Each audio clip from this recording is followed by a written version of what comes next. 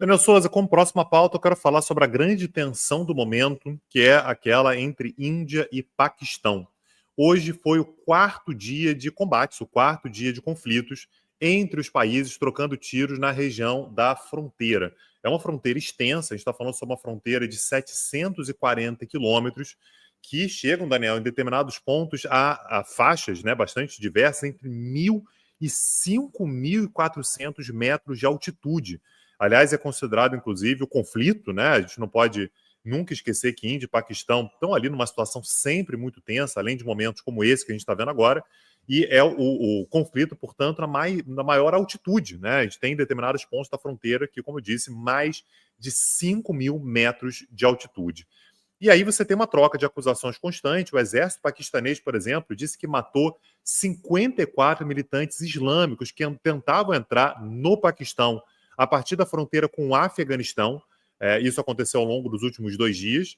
E, por outro lado, a Índia disse que já deteve cerca de 500 pessoas para interrogatório depois de vasculhar quase 1.000 casas na região de floresta, na Caxemira indiana. Inclusive, levou à demolição de 9 casas nessa região, acusadas, enfim, suspeitas de serem utilizadas por grupos militantes. A outra informação, Daniel, é que eu falei na semana passada, que um grupo chamado Resistência da Caxemira tinha assumido a autoria do ataque, que levou a essa tensão toda, aquele ataque que matou 26 pessoas, entre elas 25 turistas indianos. Então, o grupo Resistência da Caxemira foi para as redes sociais dizer que, olha, fui eu que fiz. Hoje, no entanto, esse mesmo grupo disse que nega inequivocamente qualquer autoria do ataque e disse que aquela admissão que foi feita anteriormente, né, aquela declaração que foi feita anteriormente, foi uma intrusão cibernética. Daniel, não fui eu, foi mal, estava doidão, invadiram a minha conta, foi meu cachorro que admitiu. Nunca vamos saber o que aconteceu, mas o fato é que o grupo Kashmir Resistance disse agora que não foram eles. Agora, Daniel, independente de quem foi, o estrago está feito. Temos 4 dias de conflitos consecutivos, ainda limitados ali à região da Caxemira, entre 2 países que têm armas nucleares.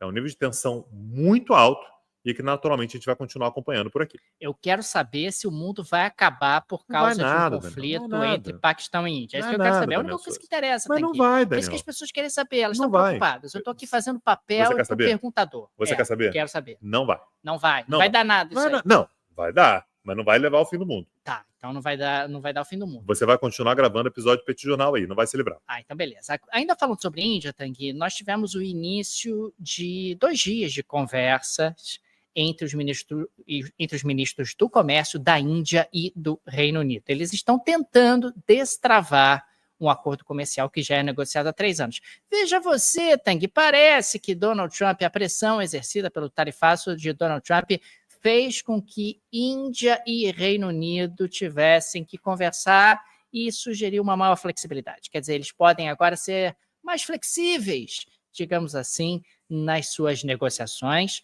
Afinal, nós agora precisamos abrir canais de comércio alternativos dentro de um contexto onde os Estados Unidos estão tarifando todo mundo.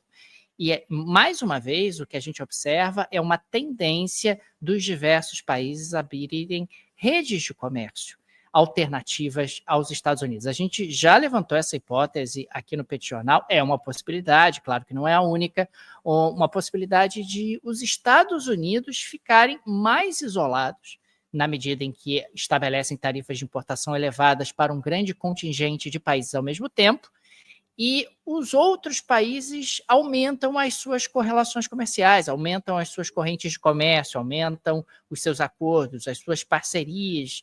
E, nesse sentido, aliás, saiu no Financial Times há poucos dias uma análise muito interessante nesse sentido, dizendo, olha, os Estados Unidos não são incontornáveis. Quer dizer, os Estados Unidos, ao contrário do que acontecia no passado, eles podem ser vistos como um parceiro comercial super importante. Claro, os Estados Unidos ainda representam 1/4 do PIB do planeta, mas olha, dá para viver sem os Estados Unidos ou dá para viver com menos Estados Unidos nas minhas correntes de comércio, ainda mais se eu conseguir construir alternativas, correntes de comércio alternativas com outros parceiros. E aqui a gente tem mais um exemplo. A gente tem dado inúmeros exemplos ao longo das últimas semanas de conversas que têm sido aceleradas e impulsionadas em diferentes partes do mundo, entre diferentes parceiros, por conta justamente dessa pressão exercida pelo Trump. É claro que tudo isso ainda depende de celebrações mais concretas, mas, de qualquer maneira, são movimentos que chamam demais atenção quando a gente observa. Quem estava para conversar acabou acelerando as conversas, quem nunca esteve disposto a conversar começou a conversar, como é o caso ali de Japão, Coreia do Sul e China. Vamos seguir acompanhando, mas a gente continua aqui com uma leitura no Petit Jornal de que essa estratégia tende a ser muito mais prejudicial aos Estados Unidos do que benéfica. É claro que o Trump tem legitimidade para estabelecer ali barreiras comerciais, prometeu isso, não quis esconder isso de ninguém, tem legitimidade para tentar uma contenção da China, mas a estratégia que tem sido implementada não tem sido implementada da forma mais eficiente e inteligente aqui dentro da nossa avaliação.